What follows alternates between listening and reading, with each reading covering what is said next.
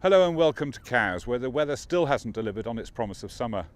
But we got some great racing, with the start of RORC's race to St Malo, international two-boat team racing run by the Royal Yacht Squadron, and the daring Stug Perry Trophy. RORC's popular St Malo race started on Friday morning in a chilly southwesterly but gave the 80 starters a beat down the Solent to start the 160-mile race. Class 3 were first away, with the two-handed Zarifa starting closest inshore of the 19 starters.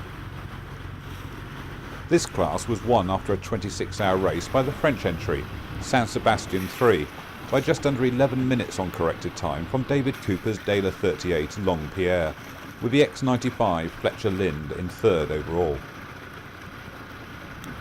Class 2 had 25 starters, and here again there was a French winner, with Agence Direct taking first, ahead of Lan Isle, with the J105 Moon Tiger taking third. Nick Jones's Astarte was the top British boat in 7th. The French domination continued in Class 1, where the J122 Nutmeg 4 came out on top, beating the RORC Points Series class leader Philippe Delaporte's J122 Penazen. Jerry Trentisseau's Lady Courier got a great start in Class 0. She made up for her lack of success in the Commodore's Cup by winning Class 0 and taking the overall IRC honours by 17 minutes. The other podium places in Class 0 were also taken by French boats, with Javaro coming second and Codium taking third place. There were only 2 boats in Super Zero, with Leopard dominating the skyline at the start. Mike Slade's 30-metre Maxi was the first to finish the race in the early hours of Saturday morning, and she added to her recent string of records by breaking the race record in a time of 14 hours, 7 minutes and 42 seconds at an average speed of 11.61 knots. This was despite damage to the webbing between the top of the main and the headboard, which took an hour to repair and forced Leopard to sail with 2 reefs in the main. Once Leopard cleared Guernsey, they were power reaching at 20 knots and covered the last half of the race in under 4 hours. Although Leopard broke the race record, Super Zero was won on corrected time by Johnny Malbon's Open 60, Artemis Ocean Racing 1. The Royal Yacht Squadron ran an international team racing regatta over 3 days from Thursday to Saturday. 6 teams contested the event, with the holders, the Real Club Nautico de Gran Canaria, facing challenges from Gestad Yacht Club Costa Smeralda, Yacht Club de Monaco, the Swedish club Kungla Svenska Seigel Salkapet, and the hosts, the Royal Yacht Squadron. This was a 2-boat team racing competition, with on-the-water umpiring, and racing was staged over a short square course with marks left to port. In 2-boat team racing, the team with the boat in last place loses, so tactics revolve around attempting to push an opponent to the back. Racing on Thursday and Friday was in fairly strong winds, and some boat damage was sustained, but by Saturday conditions were perfect. The format was round-robin racing, where every team raced every other team. 2 round-robins were completed, with the Yacht Club de Monaco and the Royal Yacht Squadron being clearly the best teams in the competition. After the double round-robin, Monaco and the Squadron were tied for first, and the 2 teams went into a best-of-3 race final. The Yacht Club de Monaco won the first race, and so they went into the second race with the Squadron needing to win to stay in the match.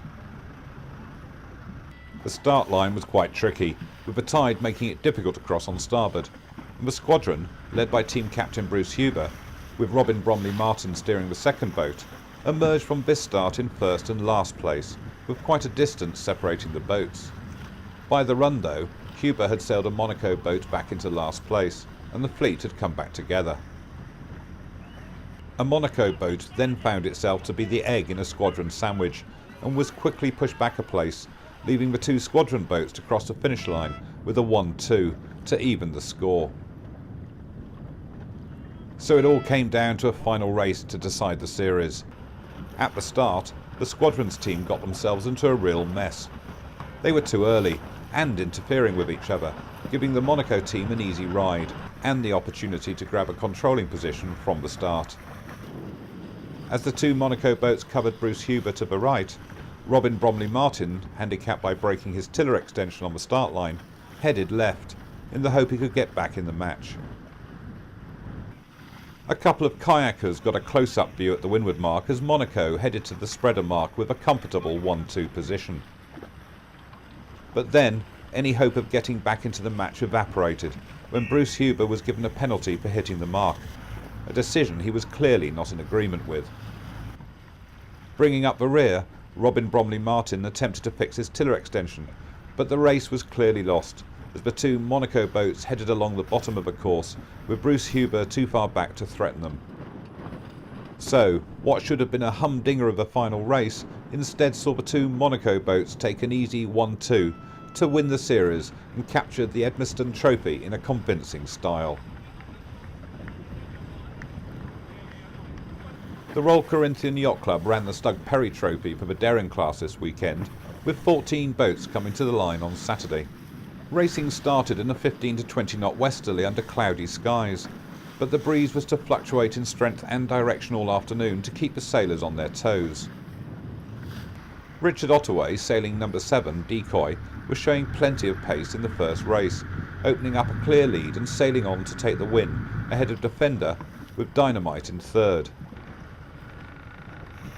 In the second race of the day, the story looked the same, with Decoy again taking the lead, but they weren't able to hold it to the finish, where Dashing snatched the gun just 2 seconds ahead of Decoy, with Darius coming in third nearly 4 minutes later.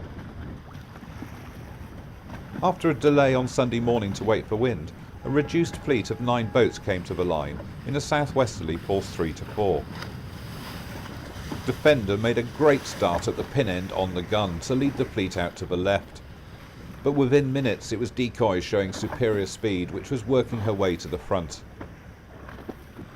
Decoy led the fleet around the windward mark and was untroubled for the rest of the race, although Defender did a good job of closing the gap to finish just 10 seconds astern, with Dynamite taking third. In the final race of the series, Decoy again showed that she had the best speed in the fleet. Diamond won the pin end of the line, while Decoy chose to start near the middle. Decoy moved into the lead after a tussle with Defiant on the beat, and Decoy led around the windward mark. Defiant then hit the mark and had to do turns which took the pressure off Decoy. Decoy won this race comfortably to seal the series with a perfect score after discarding her second. Defiant and Defender were second and third in this race. Defender took second in the series, with Dashing in third. Well, that's it for this week. Join us next week for more action from Cowes.